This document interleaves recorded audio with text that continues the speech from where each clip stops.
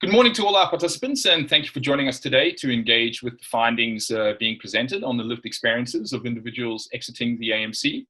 My name is David Folknauer, and I will be coordinating and moderating this webinar.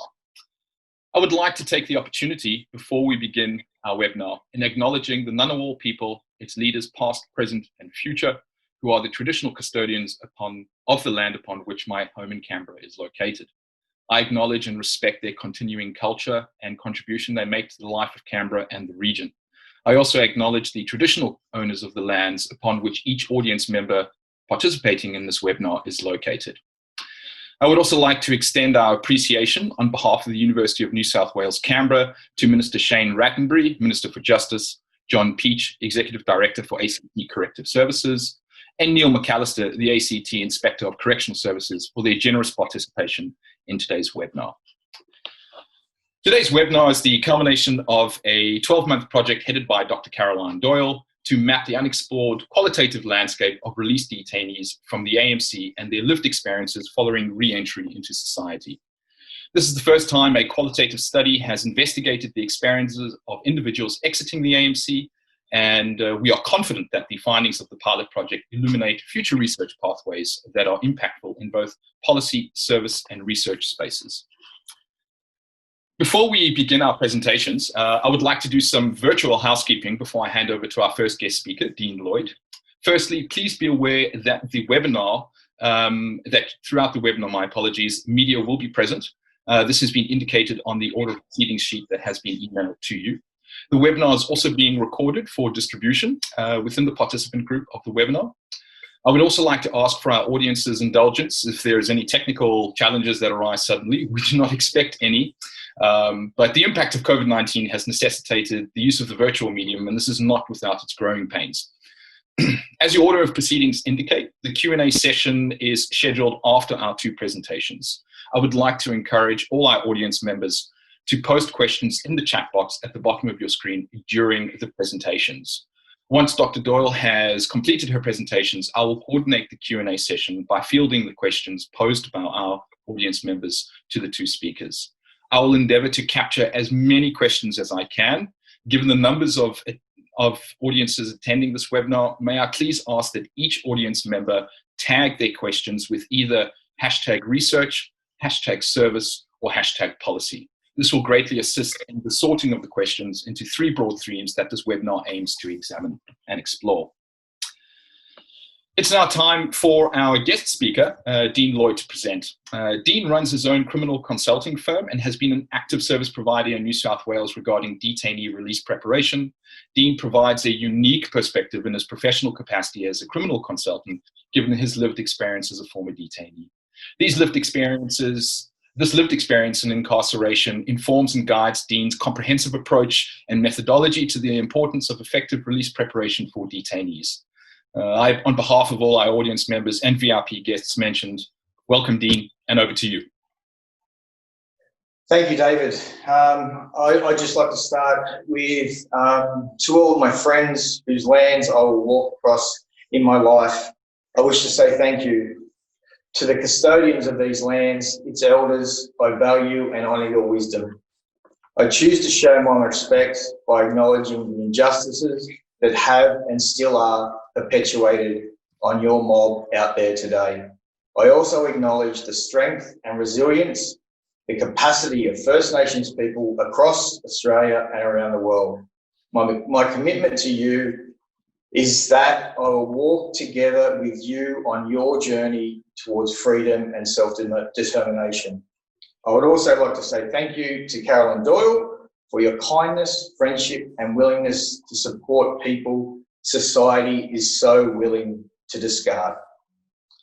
So once again, good morning, everybody. My name's Dean Lloyd. I'm a 46-year-old man who's acutely aware that I sit in the most privileged demographic in the world, white and male.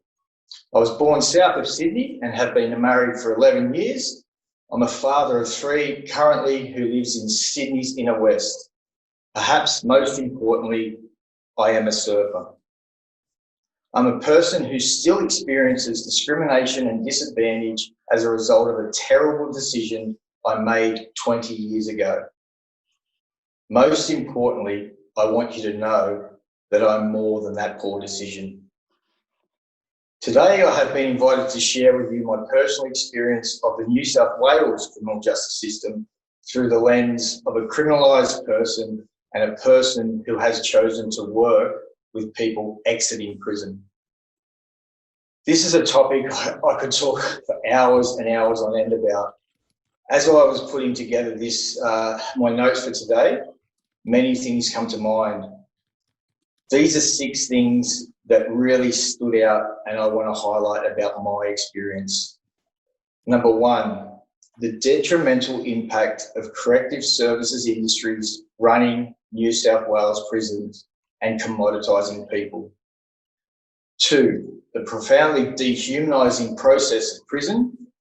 3, how I become so desperate in heroin addiction that I accidentally stabbed a 60-year-old lady with a dirty syringe. 4, the longer I spent in prison, the easier it got to stay there. 5, how a 4-year prison sentence has turned into a life of perpetual punishment. And 6, the countless sad stories about people who needed help and support but ended up in prison. And I've been given 10 minutes today to talk about recidivism, and now I have about 7 minutes and 29 seconds left to do it justice, so hopefully I can. I like to, and I have learned that I would rather focus on solutions and as solutions focused as possible. And what I will do today is talk about processes to find solutions to recidivism.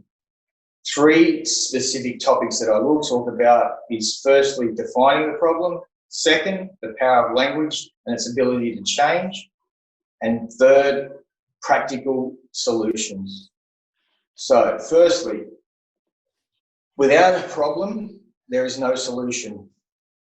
So understanding that recidivism is a problem, and when I Googled the definition of recidivism, what I found was the tendency of a convicted criminal to reoffend. In my experience, to seriously address recidivism, we need to agree on what is driving recidivism and how to accurately measure it.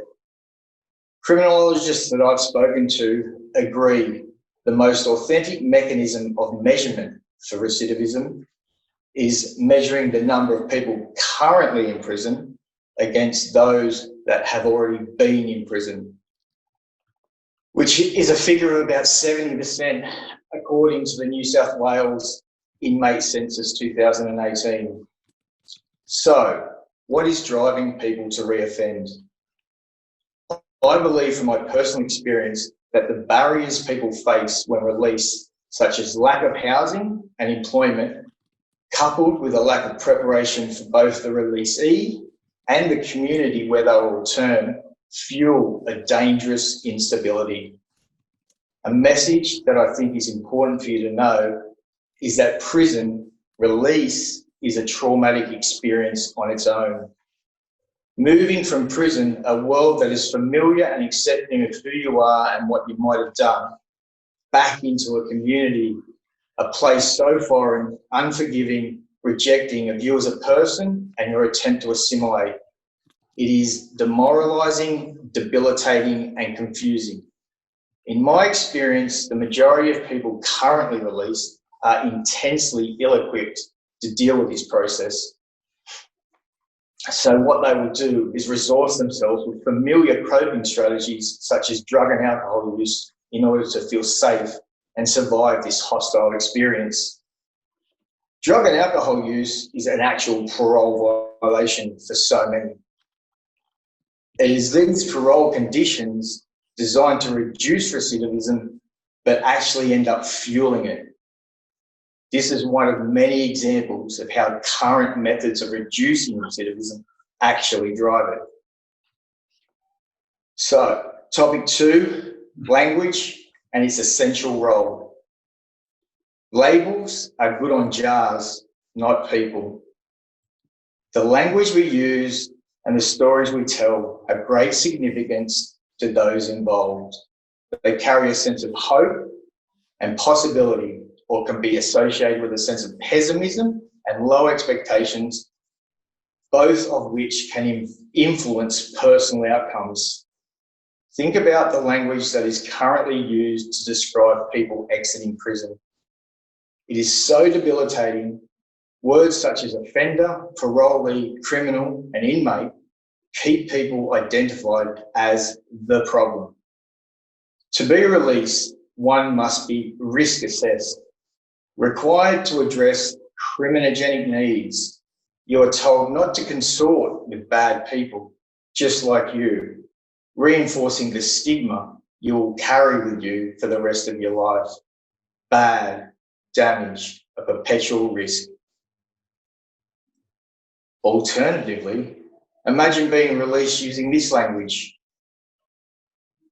We now invite you to participate and contribute to our community. How would you like to contribute? How can we help you achieve this? Some examples of how language is currently used to manipulate and confuse public perception about the criminal justice system are, well, the very term corrective services. For all my involvement with corrective services, I'm yet to witness anything they have corrected. The term criminogenic needs, there is no such thing. People are human, they have human needs and deserve to be treated humanely. So now on to the practical solutions. I take a systemic approach in my attempt to change our antiquated, punitive criminal justice system. My perspective is that society's inability to address its problems, to address the problems it creates, results in the necessity for our current criminal justice system. In my experience, prison provides a palatable and convenient solution that supports society to ineffectually outsource its problems by labelling people as bad and locking them in cages under the guise that we are keeping the community safe. From my experience, I've observed that 95% of the prison population are people who need help, not to be stripped of their basic human dignity and capacity to function, as is currently visited upon people in our criminal justice system. In 2019, the Deputy Director of Justice Initiatives and the Close Rikers campaign at the New York Mayor's Office of Criminal Justice, Dana Kaplan, spoke at the International Criminal Justice Conference and emphatically showed that more prisons lead to a more violent community. What regularly gets missed in our current punitive model is the requirement for increased connection, not isolation. A community problem requires a community solution. So what does that actually mean?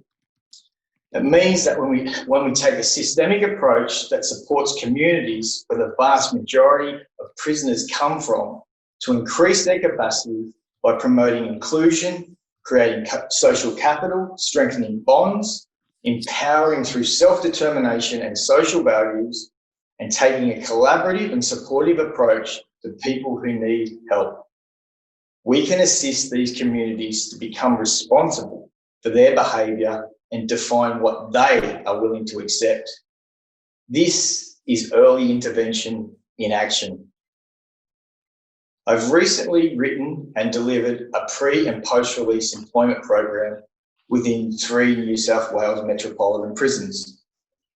Through this work, it became apparent to me that it was both prisoners and employers that required education, support and training in order for these post-release initiatives to be successful. Now, this has become the foundation for my criminal consulting business.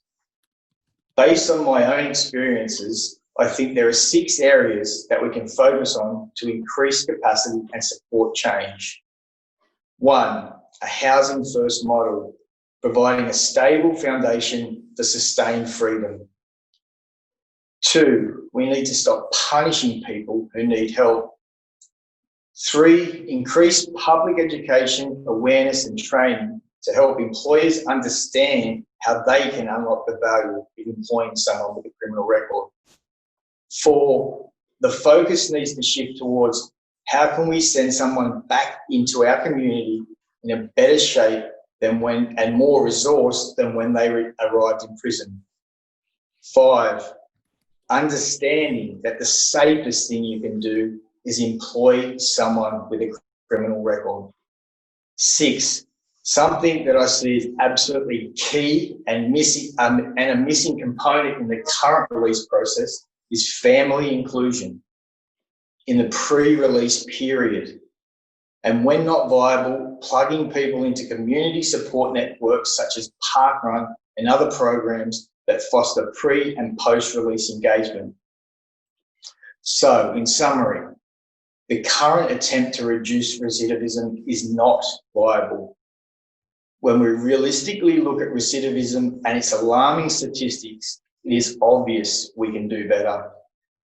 If we keep doing what we've always done, we'll keep getting what we've always got. A best practice model that I believe would work requires a program that is provided by an external organisation and looks something like this. 3 months pre-release programs targeted at release preparation, incorporating families, support workers, employers, and community corrections. Those being released triage directly into appropriate housing solutions, education, training, and support for all stakeholders, 12 months post-release support for all stakeholders, provisions for various pathways that understand a realistic goal for people to be employed or in further education 6 months post-release or once stable. And employing people who have lived experience, training them into support roles, paid, not mentors. Once again, a community problem requires a community solution. Thank you, Caroline, for inviting me into this community today. Together we can. Thank you. Thank you, Dean, for your thoughts and insights into the nature of recidivism and the importance of effective pre-release preparation for detainees. I would like to say that your presentation echoes quite strongly the current Justice Reinvestment Program in the ACT, the Building Community, Not Prisons, and I'm sure that it will generate a lively discussion during our Q&A session. I would like to now introduce the lead researcher of the pilot study, Dr. Caroline Doyle. Caroline is a lecturer in the business school at UNSW Canberra. She is also an admitted solicitor to the ACT Supreme Court. This combination of applied and theoretical training has enabled her to comprehensively investigate both the practical policy challenges and the theoretical issues in responding to pressing social problems resulting from crime and violence. Caroline is the president of Prisoners Aid, an NGO in the ACT, which she has been involved with since 2015 and works closely with government and other NGOs in improving the lives of current and former detainees in the AMC. Caroline, having been involved in this project with you, I'm looking forward to the presentation of the findings as much as you are, I'm sure. The virtual floor is yours. Thank you, David. I'll just sort of get this back up. Okay, there we go.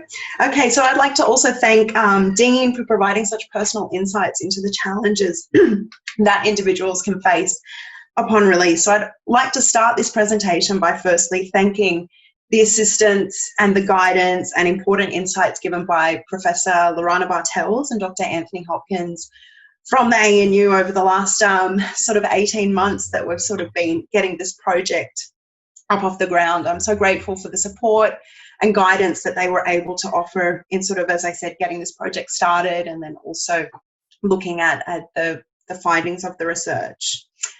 So I'd also like to thank the wide range of service providers and ACT Corrective Services that assisted with this project in 2019. So lastly, also thank you to David, who has been a great assistance over the last couple of months in sort of getting this webinar organised. We had originally planned to have this as a face-to-face event in late April, but I'm sure like many of you, we faced setbacks due to the COVID-19 pandemic. Okay. But for some of you, you may have met me last year when I was collecting data for this project. However, for others, it might be the first time that we've come into contact. So as David mentioned, I like to think that I wear two hats. So my first hat is that I'm a researcher at the School of Business and also at the Public Service Research Group at UNSW Canberra. As part of my PhD, I spent around 6 months collecting data in the city of Medellin, Colombia, investigating local levels of crime and perceptions of crime. When I returned to Australia, I was interested in looking at issues of criminal justice a little closer to home. So this led me to my second hat, my involvement with Prisoners Aid. So I became involved in Prisoners Aid around 2015 and started to see the challenges that individuals face upon being released from the AMC. So specifically over around 18 months, I mentored a female while she was incarcerated, her post-release, her reincarceration, and then her second release. It was during this time that I gained some insight into the challenges that individuals can face upon being released from the AMC. So for example, the importance of having suitable accommodation post-release, finding employment, reconnecting with family and friends, and addressing underlying addiction issues. So after seeing the challenges that this individual faced, it led me to conversations with Lorana Bartels and Anthony Hopkins in around 2018. So we were aware that individuals released from the AMC ended up returning there. We were aware of some of the challenges that individuals faced post-release. However, we came to realise that there had not been a study in the ACT which had investigated these challenges. So these conversations therefore led us to this pilot project. So the goal of this pilot project was to gain further understanding of the lived experiences of individuals post-release from the AMC, and also to provide service providers and policymakers, not only in the ACT, but other Australian jurisdictions, with further insights into these challenges. Okay, it shouldn't surprise some of you that the Australian prison population is at its highest ever recorded level. In 2020, the national imprisonment rate was 220 per 100,000. This is an increase of almost 30% in 10 years. However, what is particularly concerning is reincarceration, or the numbers of individuals who return to prison. So according to the Australian Productivity Commission, on a national level, 46% of individuals released from prison return to prison within 2 years. In the ACT, 42% of individuals released from prison returned within 2 years. However, when looking at the numbers of individuals who returned to prison or received a community corrections order within 2 years, almost 55% of individuals returned. So the ACT actually has the highest number, with 71% of individuals released from prison returned to prison or received a community corrections order within 2 years. So these reincarceration rates can offer some insight as to whether prison works. However, for those of you who do work in the area will know that reincarceration is a complex issue, which can involve an unknown number of variables, such as unemployment, drug use, laws, policing, homelessness, mental health issues, and social supports.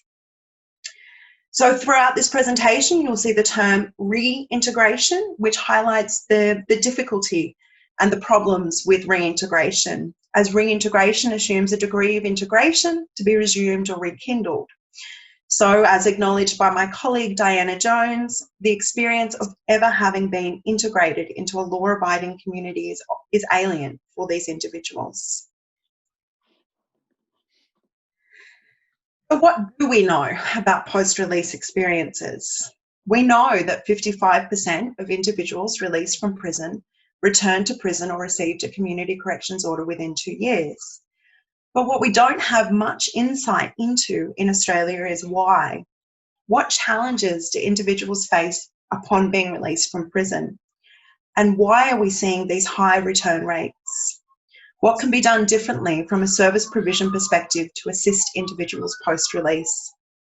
So in Australia in the last 10 years, there has been some research which has investigated these questions.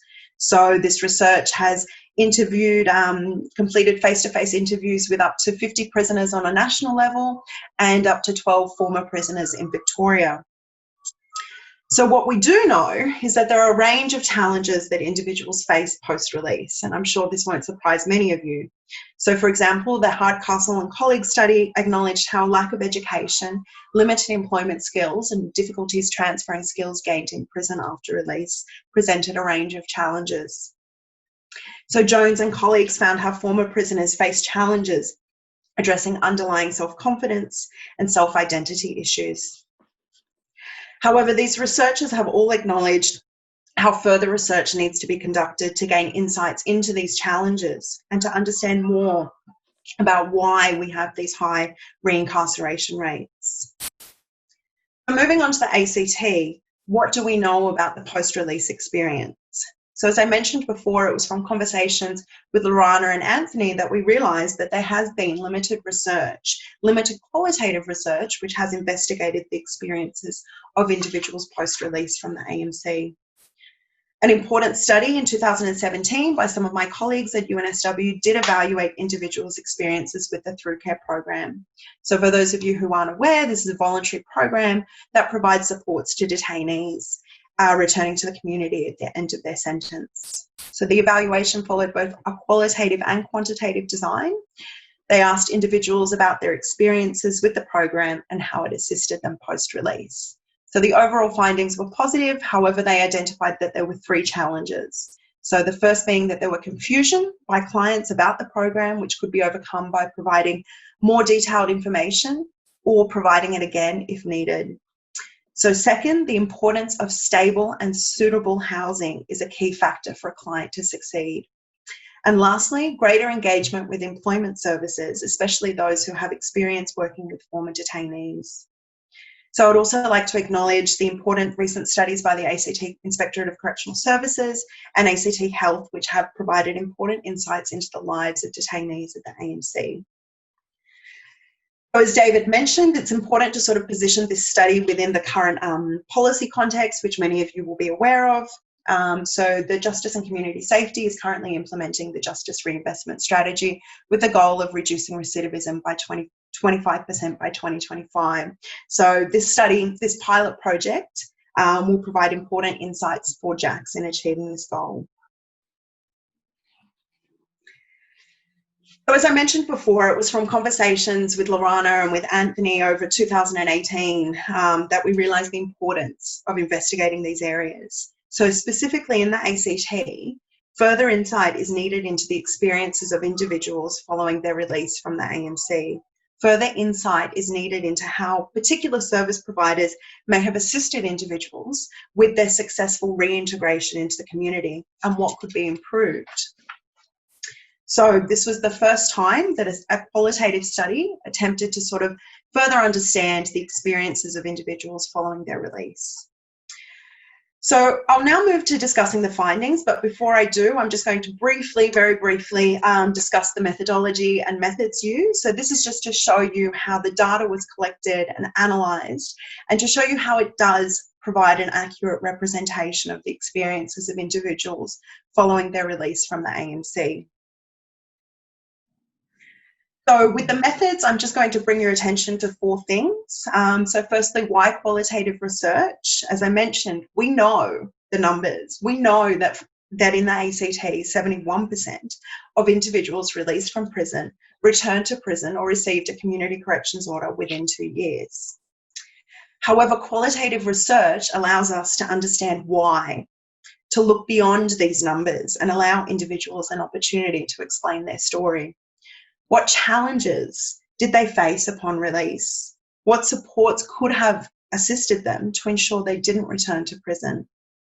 So individuals for this study were asked in face-to-face interviews in 2019 to provide their experiences about the challenges that they faced post-release.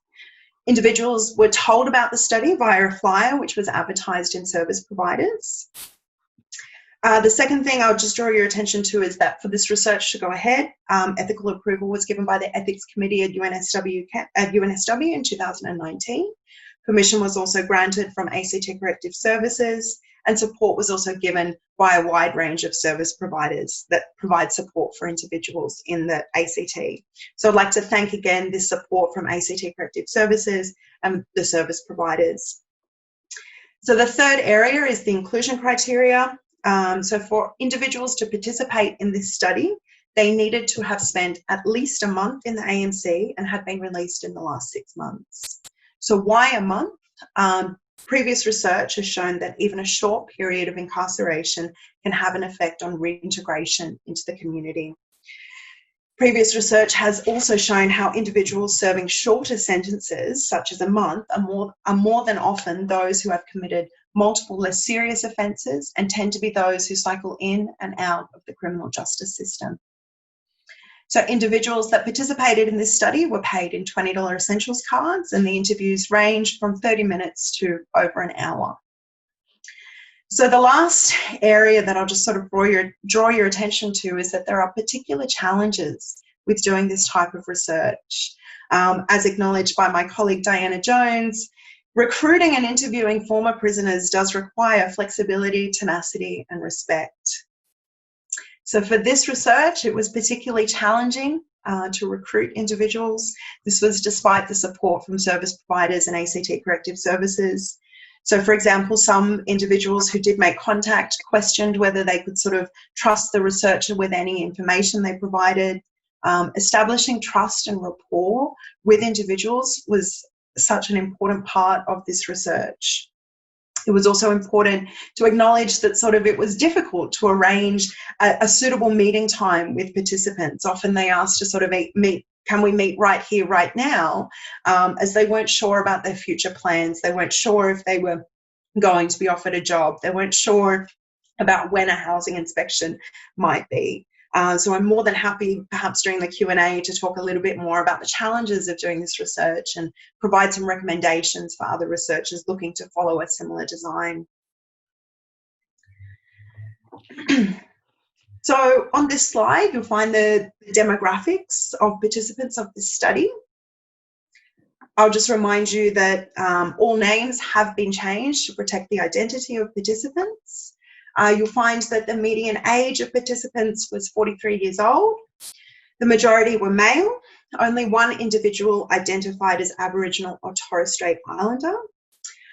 And the participants had a range of prison sentences, so the most being 6 years and the least being 1 month. And also some had spent time on remand and some had been sentenced. However, what is most important is that the majority of participants had previously spent time in prison. So this was either in the ACT or another Australian jurisdiction. So these range from 6 prison episodes to 1, from a 16-year sentence to a 1-month sentence. For some, this prison previous episode or episodes may have been in the last 6 months, or it may have been over 14 years. So this is important, as this pilot project, the data provided is drawn from individuals who may have spent the last 14 years cycling in and out of the criminal justice system. So the number of prison episodes hasn't been provided for each individual, just to protect their identity. So following the transcriptions of the interviews, these codes were used to analyse the data. So they've been mainly drawn from the 2001 study, Making Good, How Ex-Convicts Reform and Rebuild Their Lives. So this study provided a narrative analysis of the lives of repeat offenders. So coding themes were also drawn from the ACT, Inspectorate of Correctional Services Healthy Prison Report, and the ACT Detainee Health and Wellbeing Survey. So now moving on to the findings. So there are 3 main findings from this research. So firstly, looking at the lived experiences of individuals following their release from the AMC and their re-entry into the community. So what is firstly important to acknowledge, which was best expressed by Brian here, that leaving prison, individuals spoke about their mixed feelings. Whilst for some it can be a day that they're reunited with their family and with their friends, it's also a day that's met with a lot of unknowns and a lot of anxiety. So not knowing how they'll be received by their family and by their friends, So, for example, one participant sort of spoke to me about how she wasn't sure what she was going to say to the other mums and dads at school pickup when they asked, well, where have you been for the last 18 months? So not knowing if you'll be able to find employment and what to say if a potential employer asks about your background. So as Dean said, it can be this traumatic, this demoralizing and confusing experience. So in terms of preparing individuals for this release date, the participants spoke about how, from their perspective, the programs offered at the AMC, in their experience, did not appear to assist them in providing pathways post-release. For example, Carl spoke of the importance of programs possibly helping individuals with goal setting. So for Carl, a program such as this would be important as it would help with building confidence for the challenges post-release and sort of letting people know that, yes, they can really do this. They can really do this on the outside. But for Ian, he also spoke about the importance of a program focusing on confidence building. So this would be important as individuals post-release are already experiencing high levels of anxiety and unknowns.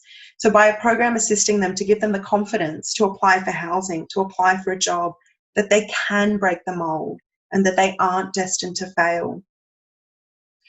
So another finding of this research is that from the perspective of participants, they experienced some challenges with accessing some of the programs at the AMC. So for example, Vivian spoke of some of the practical challenges that she experienced and other females. She spoke about how females can feel uncomfortable walking past the males, and she went on to say how some of the females didn't feel comfortable walking onto the oval as the males were often screaming derogatory comments to them.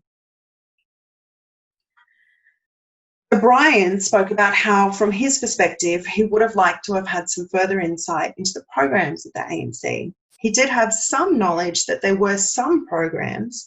However, it was only when his mate did a program that he got some insight into what a particular program was actually about. So other challenges that individuals noted related to their accessing their case manager and then also accessing through care.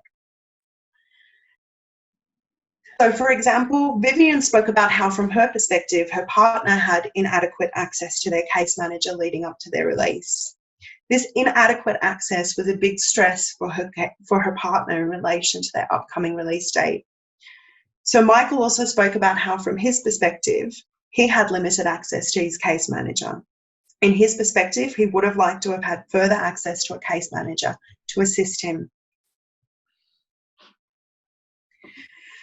Brian also noted this. He expressed his disappointment in how, leading up to his release, from his perspective, he did not have access to a case manager. So this is important, as Brian had previously spent time in prison and thought that meeting with a case manager prior to being released was part of the release process. So Michael also noted this, that from his perspective, he should have been provided with further support, but wasn't during the times that he was released. Renee was disappointed that she didn't have any engagement with Through Care prior to release. She knew something about Through Care and would have thought that they would have approached her. So John Andrews provided an example of how, from his perspective, he did not understand the support services which were available post-release. So, for example, he spoke about directions. He had heard about them, but perhaps didn't really understand how they could assist him. He then made similar comments about Prisoners Aid. He'd heard the name, but didn't really understand how they might be able to assist him. Given it was another unknown, it was just put in a too hard basket, a door that he's closed, just forget about it. So this does bring us to an important point.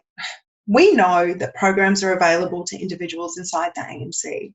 We know that there are a range of service providers that can assist individuals following their release. I know because I met with many of these service providers in 2019. However, as was noted by the participants, there appears to be this lack of understanding of the availability of these programs and service providers, and specifically what they might be able to assist individuals with.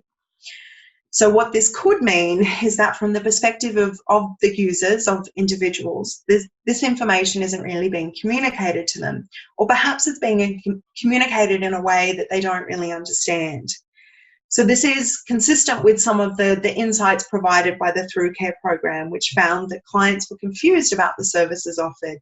So recommendations were provided about perhaps providing more detailed information to clients, or providing it again if need be. So the important message that I sort of want you to take away here is that there are programs offered, there are service providers out there, but from the interviews with users of these programs and sort of tracking their post-release experiences, it appears as though the messaging needs to be changed about what services are out there. So some participants spoke about perhaps they could be provided with a release pack, and this could provide detailed information about services that are available. This information could be provided by the case manager and in a language that is suitable for individuals. So it could also be provided on multiple occasions. So I do, however, acknowledge the difficulties of providing such a release pack for individuals that are released from remand. So what we do need to remind ourselves, and sort of going back to that, one of those first comments made, is that individuals in prison feel as though they have hit rock bottom. Leading up to post-release, they are dealing with high levels of anxiety, high levels of unknown. Approaching a service provider, filling in a form, making a phone call, for some can just seem so overwhelming. Another unknown, another closed door, just forget about it. So it's just sort of about that messaging, that perhaps if the messaging is changed about what services are available and in a language that is suitable for individuals given their particular circumstances. So going back to sort of positive engagements that individuals did have with service providers, they noted their engagement, their positive engagement with services such as Through Care. Someone spoke about their positive engagement with Catholic Care, with Torah, with Directions, Street Law, Care Financial Counselling, Karma, the Women's Centre for Health Matters, and how this positive engagement did assist them post-release. But in terms of improvement to specific service provision, so individuals spoke about a range of challenges that they were facing, such as finding employment, repaying debts, addressing underlying addiction issues, and reconnecting with family. But the one theme that came up time and time again was the issue of housing. So individuals spoke about the perceived lack of availability, wait time, the conditions of housing, the difficulty obtaining private rental in the absence of government housing. So for example, Kevin spoke about how leading up to his release, he didn't have a place that he could call a home. So it's really unclear if Kevin was referring to the fact that given the period that he had spent in prison, he felt like prison was his home, or if he doesn't have a place that he could call a house, or somewhere that he feels belongs to him. So he went on to sort of say that most individuals leading up to their release date feel similar.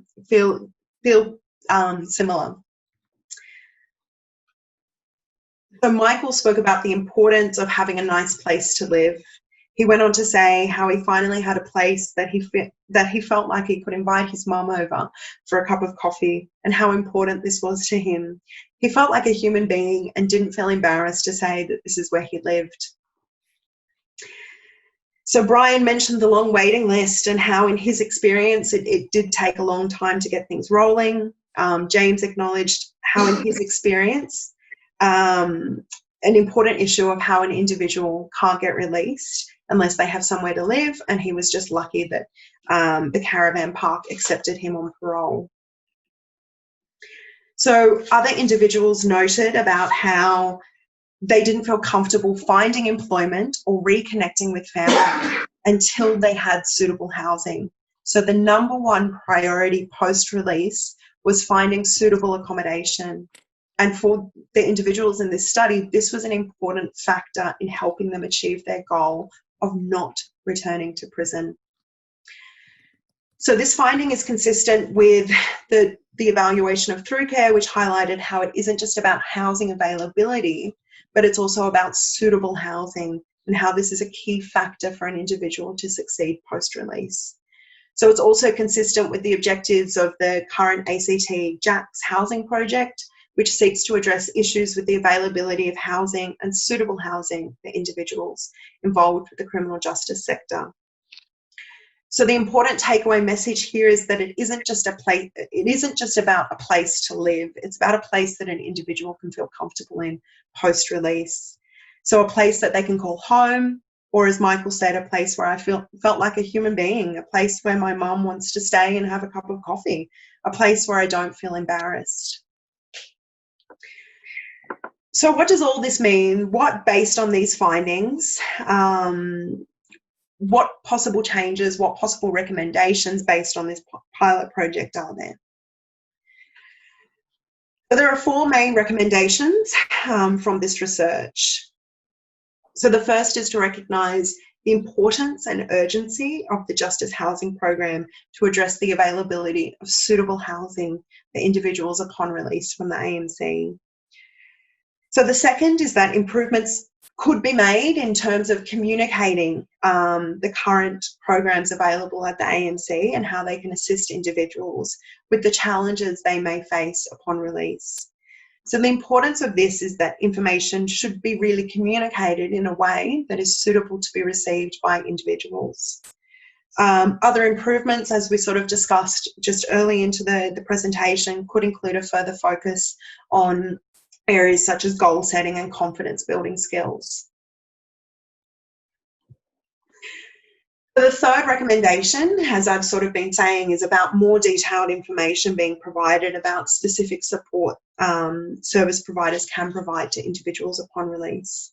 Again, sort of the important point is that individuals mentioned that they knew about certain service providers, but they didn't really understand what they could offer them or how they could assist them. So for some, approaching a service provider for them to give them more information seems like another unknown and something that's really in this too hard basket.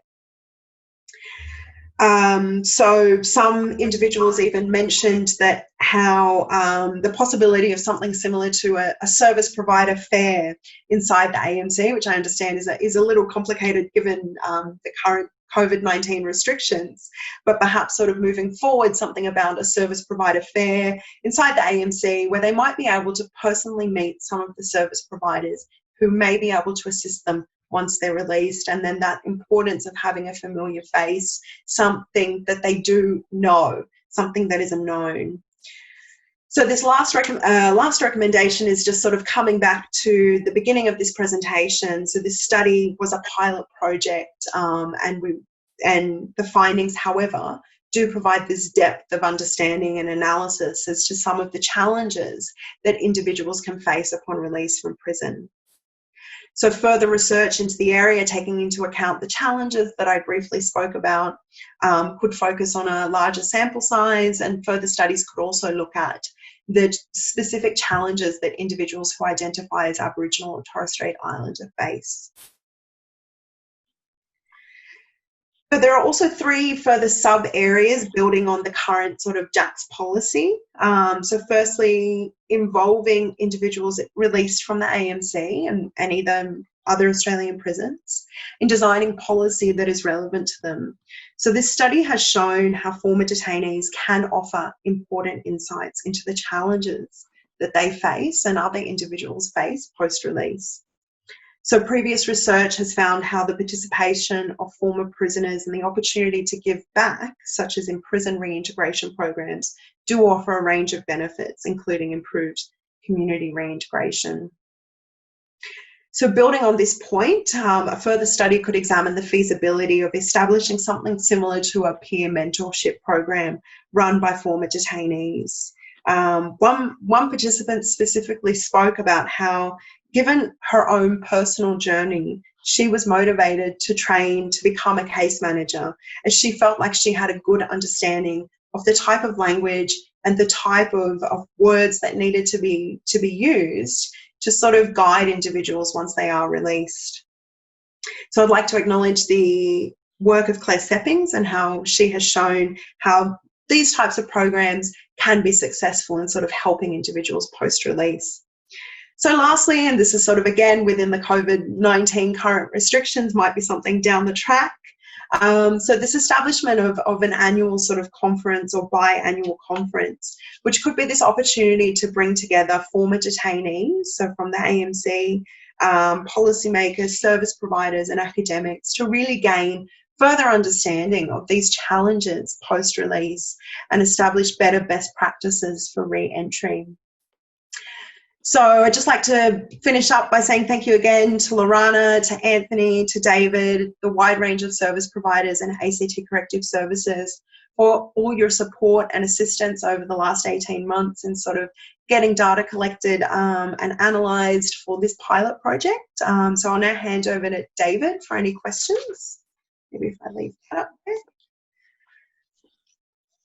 Thank you, Caroline, for the presentation. Some of the lived experiences that you have spoken to from the released prisoners captured during the study are very powerful, and I'm sure profoundly resonate with many audience members here today. I remember discussing with you some of these findings, and particularly that statement by Brian regarding the housing and how powerful that is and how it encapsulates the state of mind that many, many detainees feel prior to their release. It's now time for the Q&A session, and thank you to all audience members that have posed questions thus far. As I mentioned at the beginning of our webinar, I will endeavour to capture the spirit of as many questions as possible, given the numbers of attendees that we have. And I would like to thank our audience members thus far for using the hashtags to sort out the questions. Again, our objective with our time remaining now is to engage with our speakers, both Caroline and Dean, about their presentations, whether it be in an applied policy theme, whether it be in service-related issues, or just a research-orientated inquiry. I would like to also state with some of our audience members who may be familiar with Zoom, please be aware that the hands-up functionality is disabled in this session and audience members are not able to interact with each other. With that housekeeping in mind, I'd like to get to the first question. Given the prevalence of housing as a hook for change in assisting released detainees not to offend again, Caroline, this question is specifically for you, and it's a very interesting one because it's inquiring whether the housing needs of released detainees should be differentiated between the needs of men and women leaving the AMC. So what gender differences should we include in advocacy regarding the perennial issue of housing for released detainees? Okay, so I guess sort of you're looking at what sort of housing needs should it be different for men and for women in terms of suitability of housing. And I guess the first question that sort of comes to mind there is about family. Is there family involved? And then that's also the next step in terms of suitable housing. Now, that might be the same for a man or for a woman, just in terms of having that suitable housing. A lot of participants spoke about how when I said, what's the number one issue facing you post-release? And they'd sort of say housing. And then later on in the interview, they'd go to talk about their family and I'd say, oh, well, why isn't reconnecting with your family, seen as the most important issue? And they'd say, well, I can't reconnect with my family until I get suitable housing. So that's why for me, suitable housing is such an important area.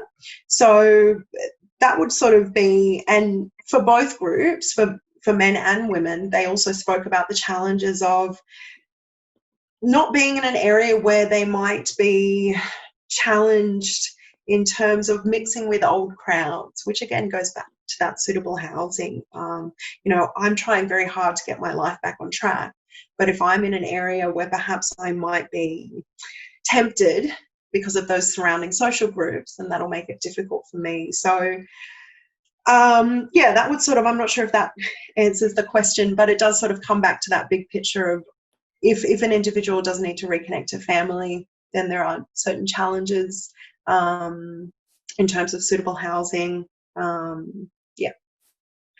Thanks, Caroline. Dean, I got one for you. A section of your presentation spoke about language and how powerful it is as a determinant on how detainees are seen in society. We've had 2 questions thus far from the audience regarding this nature of language and where it sits within the narrative of released detainees.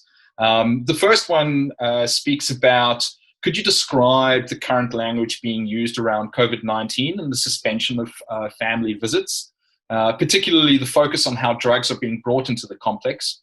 And the other question, a similar question in that vein, would be, could you speak to any published policy documents that use language in the positive frame rather than perpetuating the standard negative stigma that you spoke to? Okay, so I'm not quite clear on the first one around contraband being brought in. Was that? That's correct, yes. Correct? Mm-hmm. And I'm not sure about how that fits in with language, but I missed that bit and can revisit it.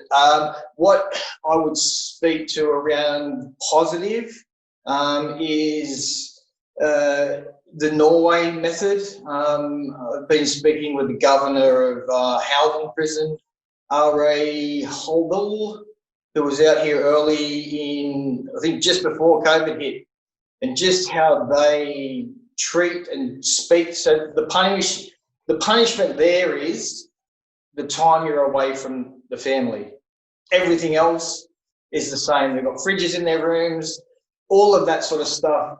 So they're, spoken to as, hello, Dean, not a number. So they're places that I would look at in that space. I went through a program myself in Long Bay called the Naranura program. They to have officers and inmates call each other by the first name. That program is no longer.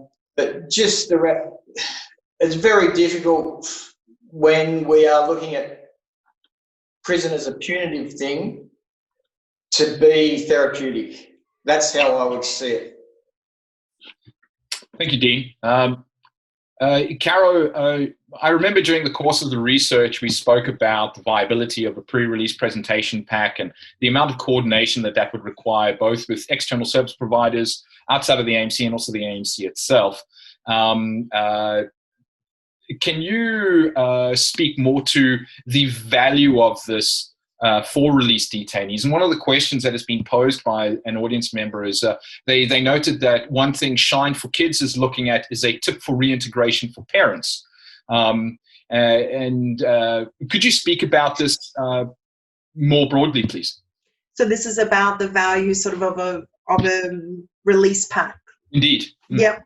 So I guess sort of what this goes back to, looking at the value of a release pack. A lot of participants, as I was saying, spoke about, I'm so scared about being released. I don't even know if anyone's going to pick me up. I don't know where I'm going to stay. I don't know even if my clothes fit me anymore. I don't know if I have ID, like all of these unknowns. So at least as was sort of put to me by participants, if it is a checklist, if it is sort of like, here's a checklist of things some issues you might run into. And then that might also trigger, I hadn't even thought about the fact that I might have a payday loan that I haven't been paying off. So that's sort of about putting that release pack together. And if there is, I don't know, that you do have a loan that you need to pay off, okay, well, here's some information about Care Financial Counselling and how they might be able to assist you. How can you contact them? Is it by phone? Do you have to make an appointment? All those sorts of things. I think the important takeaway message is sort of, if we put ourselves in the shoes of individuals who are facing all these unknowns, the easier that we can make their release, the better, in terms of having just a pack with detailed information about, look, there are people to assist you. I know it may seem like a really stressful experience right now, but there are these individuals out there who can assist you, and sort of perhaps giving them some sort of confidence that you can do this. You can get back on your feet after you've sort of felt like you've hit absolute rock bottom. Thank you, Cara. carrying on with this theme of release and information and preparing detainees for re-entry, I would like to pose a question to both of you, Dean and Caroline. One audience member has spoken about the through care timeframe of 3 months prior to release. Do you think that this is an adequate time frame for preparing detainees to be released, bearing in mind that some detainees may have spent a shorter period during incarceration, some may have spent a longer period, and this may impact their release methodology? The second theme that has been brought up within the audience is whether detainees who are about to be released are not aware of the services available to them. And the question poses, is this as a result of ignorance or laziness? But is it also hostility and suspicion towards organizations and authority in which they have no trust? I think that's a very important theme. So it speaks about the lack of access between, detainees in the institution in which are providing care to them. So essentially, is providing more information simply ineffective given that lack of interaction between the detainee and the institution? Dean, do you want to go first? Yeah, I'm happy to break a little bit, David, as well. So hopefully I caught most of what you were talking about. So I would say the best practice is 3 months pre-release, where possible. My experience has been working in that space. If I'm trying to catch somebody at the gate or a week from release, it's very difficult to attach into the community. And those programs and the through care model, what I would suggest is happening in people not being aware that there's programs available and there's assistance for programs available. That would be mainly around that trauma, fight, flight, freeze. Most of these people would be in that mode. So when somebody's talking about what's going to happen and how they can access this and how they can access that, it's not being integrated. Hence the consistent weekly visits. So this isn't like 3 months and it's like, oh, we'll come once in 1 month. It's like weekly visits for 3 months to be able to really, really drive home where you're going to be and what's going to be like and the realities of those things. That would be my suggestion around the difficulties of people not understanding the programs that are available and the miss, as well as if those programs are being delivered by corrective services. Most people incarcerated would not be likely to engage with, mainly because my experience, again, is they feel let down by that process. I don't want to be with someone that's punishing me to get help. Like, it doesn't work. So, yeah, and I missed because you broke up with the other bit, David. Sorry, so I'll leave the rest to Caroline. Okay, thanks, Dean.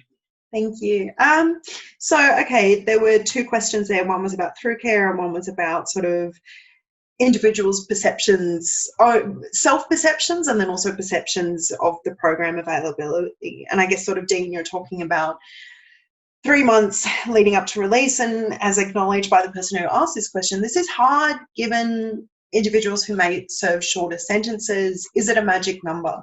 I'm not sure whether there's a magic number, whether it's 12 weeks, whether it's 8 weeks. I haven't looked, I didn't ask participants sort of what would have been, thinking back 3 months before your release, when would you have liked some engagement? I think my important takeaway message is that about having a plan, and that might help to address some of this anxiety, some of these unknowns leading up to release. Okay, has someone sat down with you before you're released, whether that is a month, 6 weeks, 10 weeks? Where's your housing up to? Do you have a plan of where you're going to live? Do you have someone that might be able to pick you up? Okay, you don't have someone, let's look at also alternatives. Do you have a plan for employment? Okay, you don't? Well, let's look at the skills that you did develop whilst you were in here. Let's make sure that someone's available to meet with you. And so that's what I guess my takeaway message would be. I'm not sure if there's a magic number, but what it is most importantly about is having someone sitting down and mapping out a plan this is, you know, we know that you're going to face these challenges, so let's help you to address those. And with the second question about this awareness, is it about sort of not knowing and more detailed communication would help, or is it more about ignorance, laziness, hostility to authorities? And I think that that's a really important point, especially something that even came up in this research about hostility to authorities. And the university on the flyer was seen as another authority. Why should I trust you with information? And perhaps that's going back to that point. Why do they feel lazy? Why do they sort of feel like they don't deserve anything? Because they've hit rock bottom in prison. And it's sort of perhaps about addressing, well, why do you feel lazy? Because I haven't achieved anything in my life. Okay, well, let's see that you can achieve something. And that's what I think the participants were talking about with those small goal setting. If we can set small goals for ourselves, then we can show ourselves that we're not lazy, we're not worthless, we're actually an important contributing member to society. So perhaps that might then address some of the ignorance of the services available. Well, no one's going to help me. Well, perhaps, you know, let's look at helping yourself to then see why you might be available and open to other individuals, services helping you.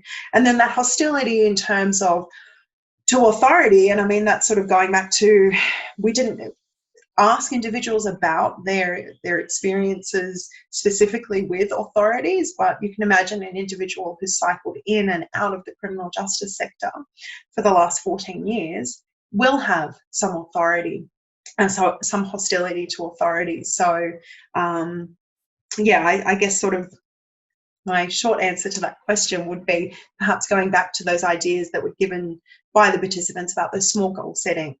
And if we can start to see that small goal setting, you can see that you're not a lazy person, that you can actually achieve things.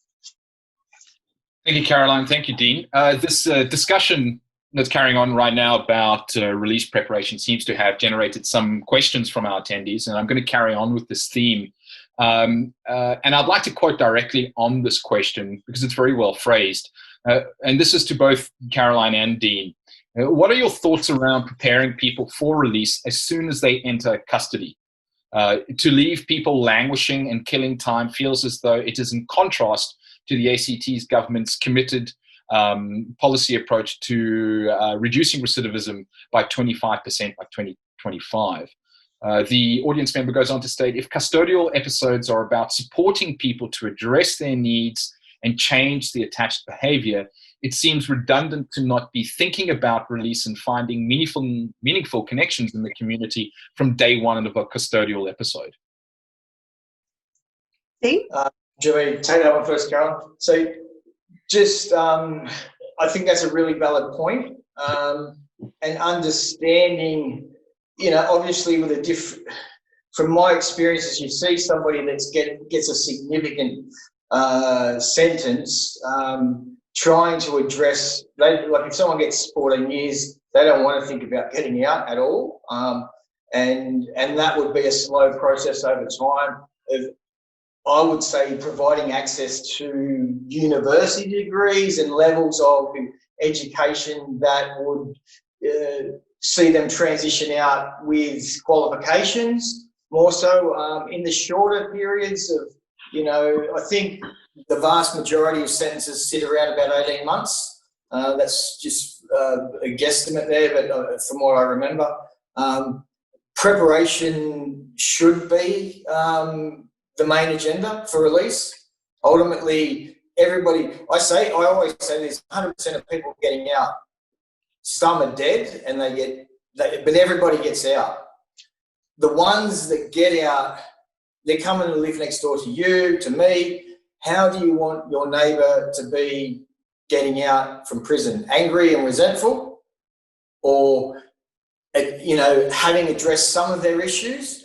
But I go back to the thing of, I don't believe, you know, from my experience, the punitive practices and the inability to participate in programs and education currently in New South Wales because of corrective services industries having people working consistently for them, not for qualifications, however, that would inhibit those processes. So once we move away from that punitive model of how many ways can we punish you to how can we help you, that will allow that, I would say, but there's a long way to go there. Caroline? Okay, so I guess the question is about, as soon as an individual is incarcerated, we should be preparing them for their release. And I guess that is a very important point, that whilst you're in, when you sort of ask individuals, well, what did you see your time in the AMC for? And they'd sort of say, well, I felt terrible. I felt like I hit rock bottom. And, thinking about the whole time, I will get out eventually. And what am I going to do with myself to not get back here? Because, it's not a life goal to say, I want to get back to prison. And I think that, definitely when you look at the programs that are offered to assist individuals whilst they are incarcerated, are they going to help you to provide some pathways post-release? So looking at things like education programs, training programs, and going back to that sort of goal-setting programs as well, so that once you are released, you sort of, maybe it even goes back to the previous question about, well, should we be intervening 3 months beforehand? Or perhaps it is just about having a discussion about a plan. Okay, well, what do you want to achieve whilst you are here to make sure you don't get back here? And sort of going off what Dean was talking about, the importance of do you have some supports once you do get out here?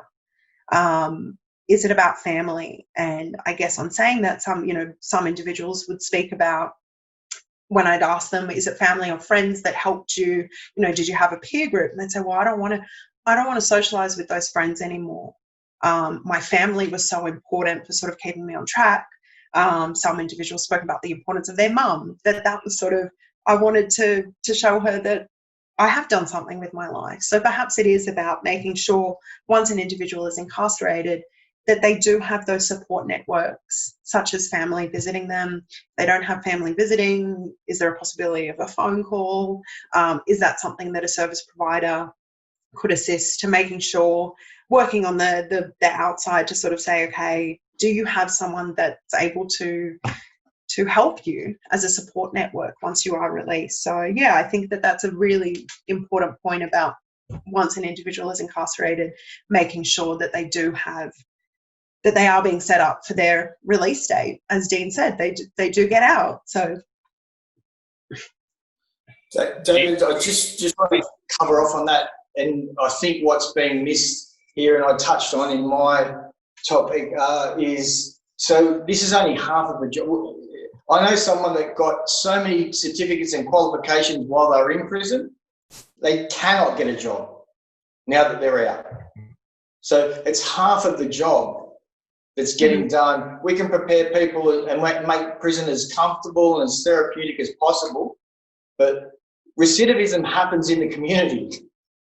The barriers are in the community. The focus is on prison, and trying to get them to solve these problems. This is where I believe, and I say, this is a community problem that requires a community solution. So focusing on prison and making them do the work that we're unwilling to do, I don't think that's the only solution either. Like, it's half of the job.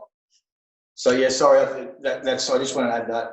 And I guess maybe, I don't know if this question has come up, David, but sort of jumping on what Dean just said, when I asked people, well, what about employment? Is that important to you? Yeah, but first of all, housing is important. And why, it's so hard to get a job. Well, why is it so hard to get a job? Well, did you know that I've spent time in prison? People judge you, and I'd say, well, no, they might not. Well, I'm too scared of being rejected. I'm too scared of then having to sit there and explain my past to a stranger. And sort of that's what, there is this perception perhaps of individuals with a criminal record, we don't want to employ them. And so that's this another unknown. So. Thank you, Caroline. Thank you, Dean. Again, this release preparation and the complexities of release is a major narrative that the audience members are looking at right now. And I would like to amalgamate two different types of questions into one, particularly regarding the release of Indigenous peoples and the release of people of a young age. One of the audience members spoke to that, said that recidivism in older people is less than people, say, in their 20s. And they're asking whether we need to tailor rehabilitation according to age, and equally should specific rehabilitation and re-entry programs be tailored for Indigenous peoples. Mm-hmm. I guess sort of on talking about the challenges that individuals who identify as Aboriginal or Torres Strait Islander, there was only one participant in this study that did identify, which was sort of one of the recommendations coming out of this pilot project, that it would be really interesting to see the specific challenges. So I can't actually sort of answer to that question. I would say sort of, yes, I strongly agree that there should be, but I just sort of, based on the data that I did collect, I'm unable to sort of say these are the particular challenges that they do face. In terms of, the different age demographics, I think that that's a really important point, that someone who's 25 and has been in and out of the criminal justice sector perhaps since they've been 18 or younger has a different outlook on life than someone who's perhaps 45 and has been in and out of the criminal justice sector. Perhaps it is about whether it is going back to that idea about peer mentorship as well. Someone who's 45, who's spent one prison episode and then was able to turn their life around, and then sort of coming back to someone in their early 20s and having a chat to them and saying, mate, you've either got pathway 1 or pathway 2.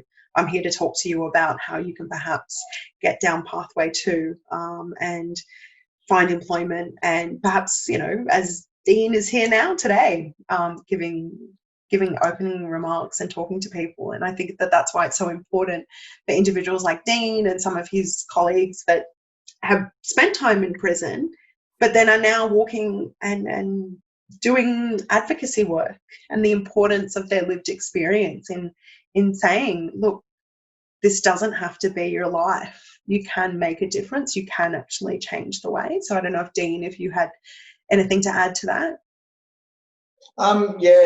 In relation to Indigenous, yes, 100%. It needs to be culturally appropriate, and I'll leave that to be spoken to by people that are Indigenous.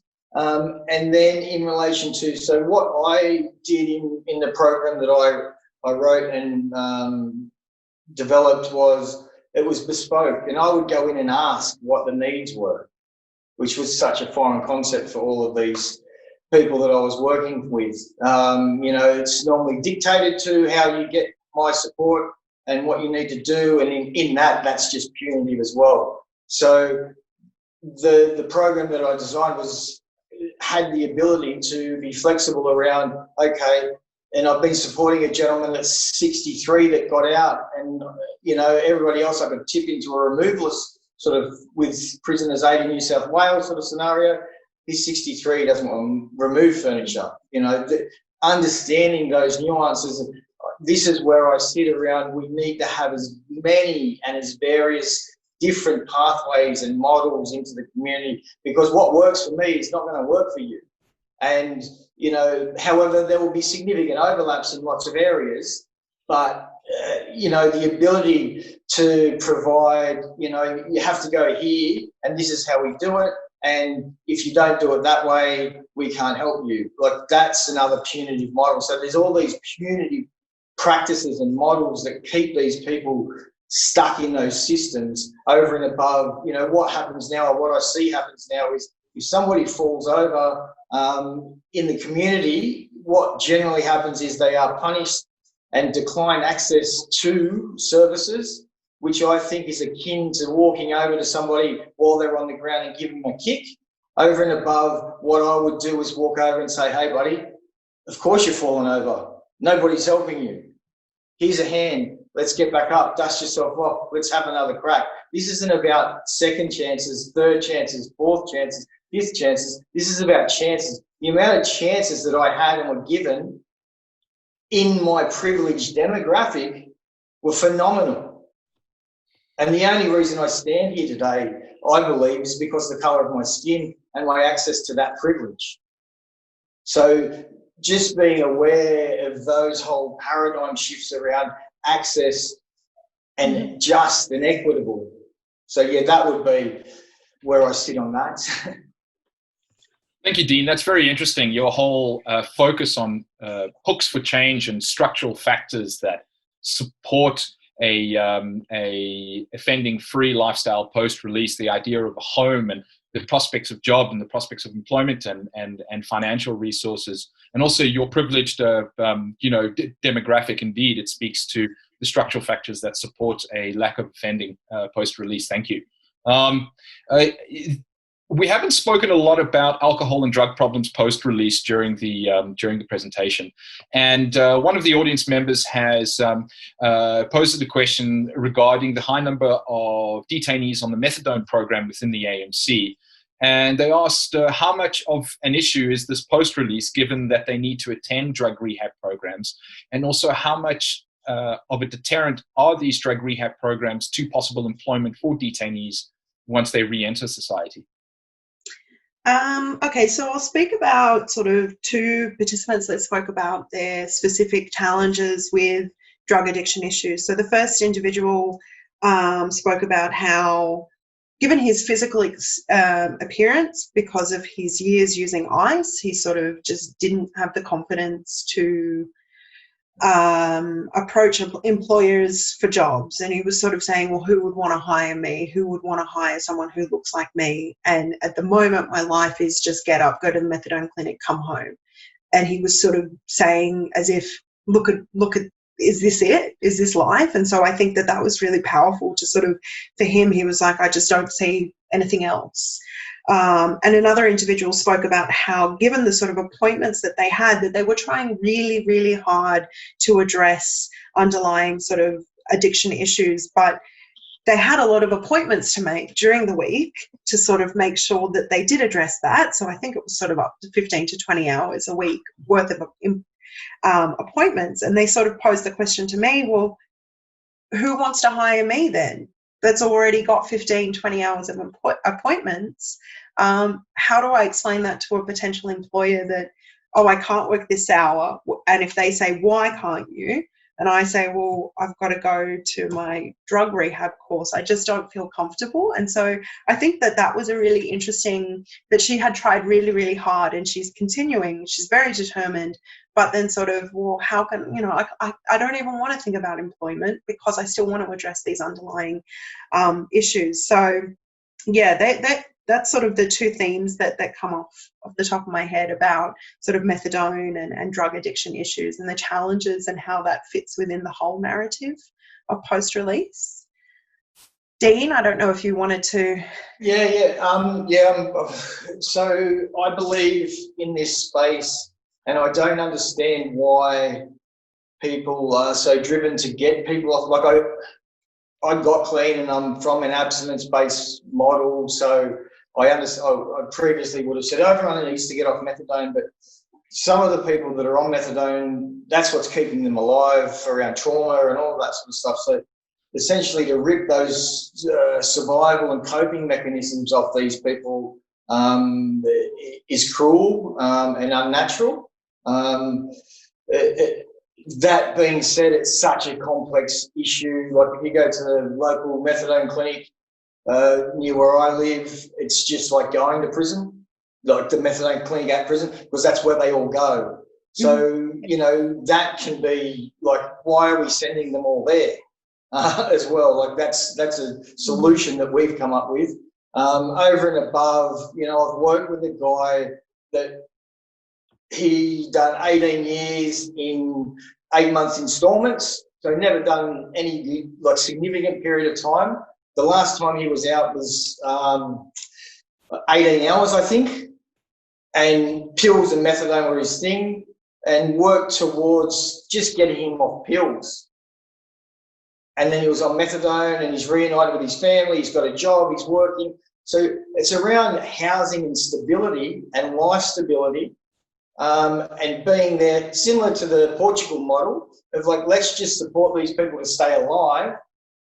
And then if they, it's not up to me to determine their level of life that they want. Like it used to be, called the trifecta. If you know, you've got a housing commission next to the methadone clinic. Like that used to be the ultimate goal for a lot of people.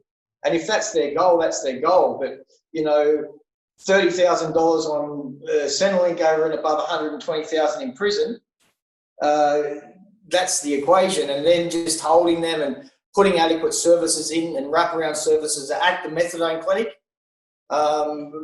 Hey, we're over here if you don't want to live like that anymore. Oh, look, there's Dean. He used to live like this. He doesn't anymore.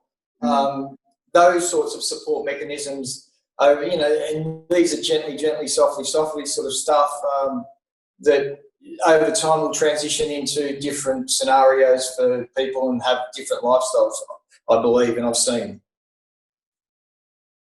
Thank you very much, Dean. The time now is 11:25, so we've got 5 minutes before the end of the seminar. Sure, that Q&A went quite quickly, and thank you to all audience members who've posed those questions. I know that I have missed some questions, although I try to group them in themes as best as possible. I have copied the questions that I have missed onto a document, and I will work with Caro to answer those questions and then email them out to participants. So all questions have been answered within the seminar. Caro, I hope you're happy with that. Yeah. Wonderful. All Thank right. you. Dean, Caro, do you have any closing comments that you would like to say before we end the seminar? I guess I'd just like to sort of say thanks again to Lorana and to Anthony for all your help and assistance and sort of important insights over the last 18 months with sort of getting this project, this pilot project up and running. We faced a lot of challenges, but I'm so glad that we sort of, with your support, that we could present these findings today. So thank you to David again for sort of helping, all your assistance over the last couple of months. I would not have been here today without you. And to Sally at UNSW Canberra for sort of helping with this event, the service providers and ACT Corrective Services. Again, I couldn't have had the ability to collect this data without your generous support. And so thank you, Dean, as well for providing your insights today. And I'm so glad that you feel comfortable sharing your experiences with this audience. So as I mentioned in the presentation, this was a pilot project, and I hope that it was able to provide some insights into the challenges that individuals face post-release from the AMC, and I hope that you sort of found some of these insights useful, and whether there sort of will be a continuing project, I hope so. But yeah, this was a pilot project with the idea that sort of if we got these insights, then there might be further projects, further research down the track. Thank you, Caro. Dean, do you have any closing comments? Yeah, I'd just like to really say thank you to Caroline. I really appreciate having this audience and, you know, being invited to participate in the community, and that's what this is about for me and for many others. Without hope, I become hopeless, and when I become hopeless, I become desperate, and I'm only one bad decision away from being back in those spaces. But one thing I really want to highlight is this isn't, you know, there's a lot of focus on prison and prison doing the right thing and prison this and prison that. What I've discovered is this is a community problem, and until we address that, we're wasting money. And please, let's not waste any further money around doing similar things, because we're going to get similar results. So yeah, I would just like to, you know, let's work together collaboratively to, you know, find solutions to this issue, because it doesn't need to keep going. Thank you, Dean. It's very timely advice. Thank you. And thank you, Caro, for presenting the findings. To all our audience members, I would just like to reiterate that the webinar has been recorded, and we will distribute it to the group of participants in our audience, as well as answering the questions that have not been answered within our question and answer session. And we will send those out in a group email, so everybody may access those questions. Thank you very much for attending, and we hope to speak with all of you soon.